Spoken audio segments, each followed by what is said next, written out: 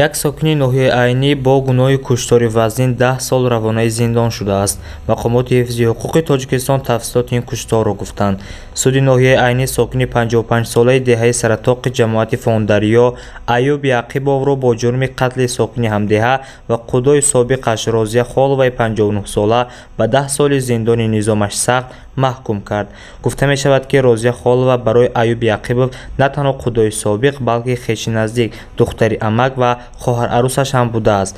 ҳукми Яқибов ҳанӯз рӯзи 2 августи соли 2022 содир шудааст, вале маркази матбуоти прокуратураи генералии Тоҷикистон 14 сентябр бархи тафсилоти ин парвандаро нашр кард.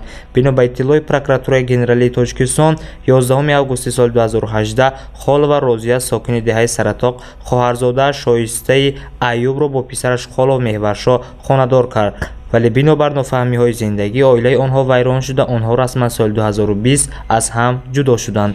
тафсилоти ҳодисаи марговар дар Саратоқ чунин аст.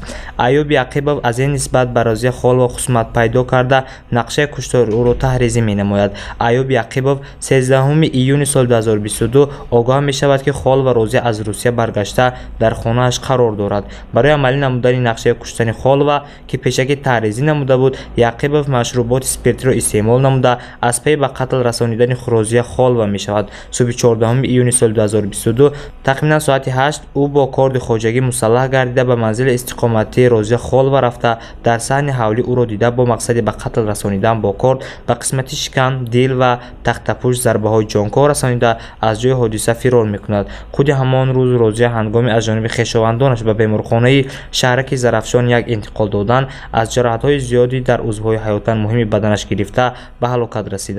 вазорати корҳои дохилии Тоҷикистон ҳам иттилоъ додааст, ки Яқибов субҳи барвақт 14 июни соли 2022 хуштомани собиқи духтараш Холова Розия Ҳомидовна соли таваллудаш 1963 сокини деҳаи Саратоқро дар хонаи истиқоматиаш бо кор зада ба ҳалокат расонидааст. Яқибов ҳангоми куштани қудои собиқаш бо вуҷуди он, ки ҳанӯз субҳи барвақт буд, дар ҳолати мастӣ қарор дошт. вазорати корҳои дохилӣ гуфт, ҷудо шудани писари Розия Холова аз духтари Аюб Яқибов боиси хусумати давомдор байни ду авлод шуд, ки дар ниҳоят ба чунин фарҷоми хунин овард.